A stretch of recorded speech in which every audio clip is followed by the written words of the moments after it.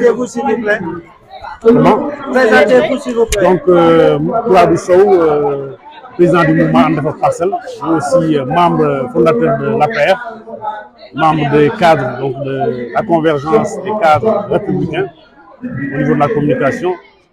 Et voilà, donc je suis le président donc, du mouvement Andefar Parcelles. Okay. Aujourd'hui, vous célébrez la journée internationale de la femme avec les femmes des Parcelles Assainies Unité 8 et d'autres unités aussi.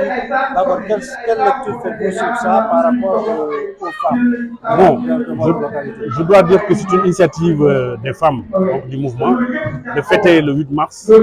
Malheureusement, ça a tombé sur un jour de semaine, donc on a décidé de fêter ça le 12 mars. Donc il s'agit en fait en tout cas de montrer donc, la lutte, de rappeler la lutte donc, qui existait depuis 1977, je pense, et l'adapter par rapport aux droits des femmes ici au Sénégal, voir les acquis et voir les atteintes qui ont été faites au niveau de ces droits et lancer un appel par rapport aux jeunes, donc aux jeunes femmes, sur évoquer certains thèmes qui concernent l'éducation et la santé. C'est ce qui a été fait tout à l'heure avec nos présentatrices, donc, que je remercie au passage. Donc c'est ça en fait vraiment les grandes lignes, donc l'intérêt général de cette activité de cette année. Alors vous dirigez une association en tout cas dont la majorité est composée de femmes qui sont derrière vous aujourd'hui. Oui. Est-ce que vous avez une politique spécifique d'autonomisation des femmes? Oui, la politique, c'est elles toujours qui l'ont impulsée. Hein. C'est dans le cadre des calabasses qu'elles organisent, des tontines, des ndeidike. Et moi, en fait, nous, on est derrière. Donc, c'est des femmes qui m'accompagnent depuis le début. Donc, depuis 2016, elles sont devant, elles sont derrière, elles nous poussent, en tout cas, à aller vers nos objectifs qui est Andefar Parcelles.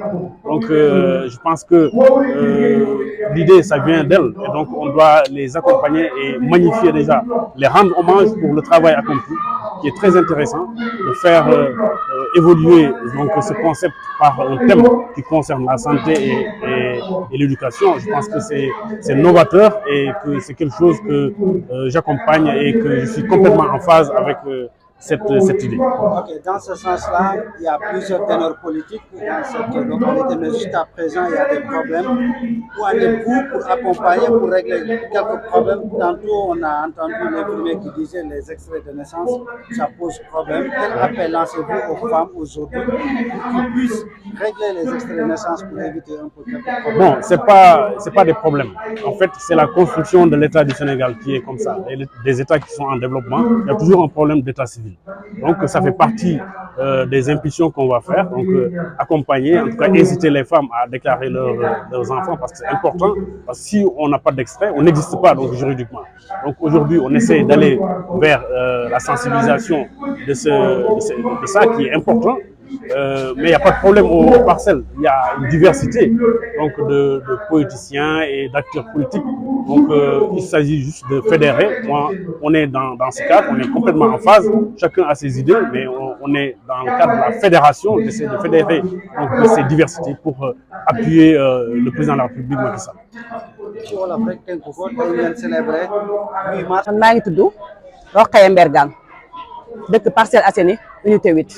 ok parce que moom jafe-jafe ba léegi mu ngi fii de. yéen jigéen yéen a ko jàmm sànq rek maa ngi dégg infirmier di wax. problème ci poste de santé surtout ci planning familial bi. mbaa ci occasion yi tam yéen a ngi ñaax jigéen ñi tam pour ñu gën a jël planning familial. si ñoo ngi leen di ñaax lu bëree bari pour ñoom ñëpp ñu mën a dem ci district de santé yi mën a xool seen yaram mën a planning parce que planning ci boppam dafa baax ci jigéen dafa baax ci wér-gu-yaram jigéen dafa baax tamit ci xale yi macha allah. seen bés bi tey nag moo leen ko gisee.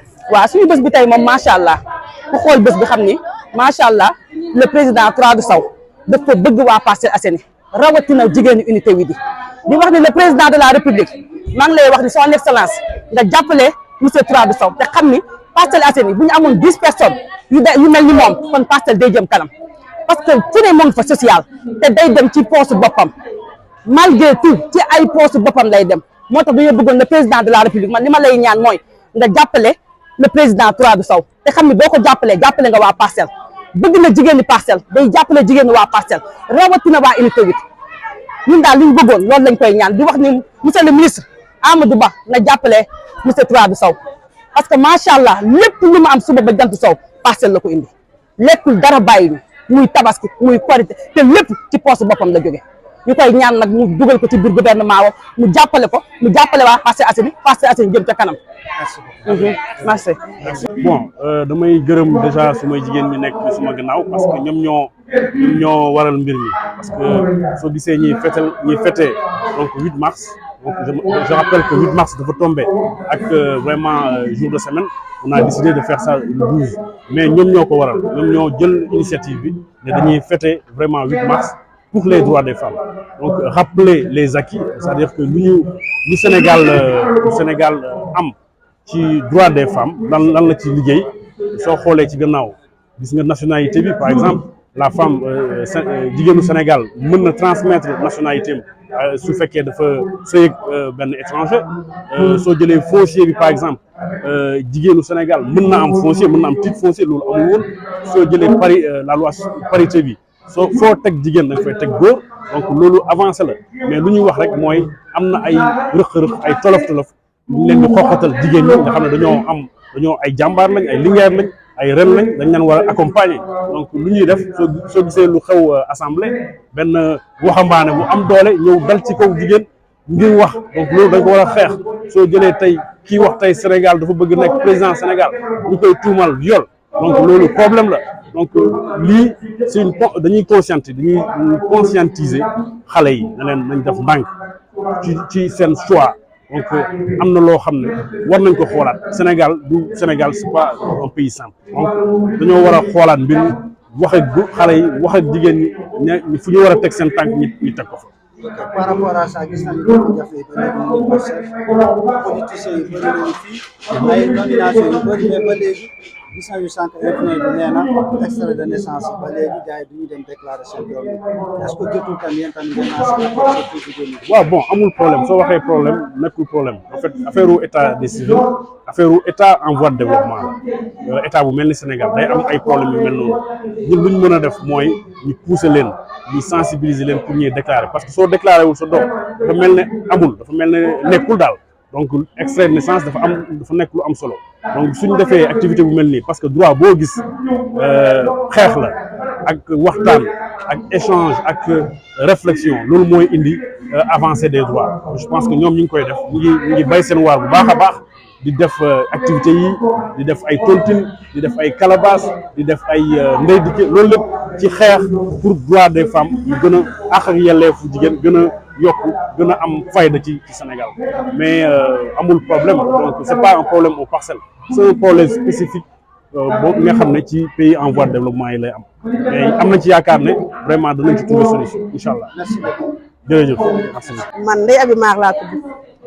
tey ngeen célébrer 8 mars journée internationale de la femme. waaw ngeen ñëw vraiment dooleel seen mouvement. di seen leader. noo leen gisee affaire suñu affaire bi macha allah tey mooy suñu 8 mars li taxoon def ñu 8 mars moo 8 mars daal di nekk journée de semaine kenn ñu bëri amuñu jot ndax mardi bi mercredi bi dajeel mu ngi def ko tey waaw 8 mars dañ ci def point bu ay waxtaan yu am maanaa waaw mooy waxtaanu jigéen ak la santé la femme et la santé la femme ak mbirum éducation la femme mbirum këyitu juddu extrait de naissance surtout waaw moom la ñuy jàpp moo tax ñuy def suñu journée bi tey jii waaw ñu ngi sant di gërëm nag monsieur Touradou Sow waaw lépp lu mu xeex pour Macky Sall la ñu am amuñu keneen ku dul Macky Sall waaw dañoo bëgg nag Macky Sall gestuñu Macky Sall xool ñu waaw ministre Amadou Ba dañu bàyyi xel ministre kii nu mu sax comment dirais-je Victorine Ndeye dañu bàyyi xel Fatou Diané aussi ministre des finances dañu bàyyi xel ministre des femmes dañu bàyyi xel ndax ñun amuñu lu calebasse amuñu lu tontine lépp lu ñu am gannaaw yàlla yonent bi Touradou Sow la amul benn budget boo xam ne la koy jënd di defal jigéen ñi jàppale ñu 2016 ba léegi waaw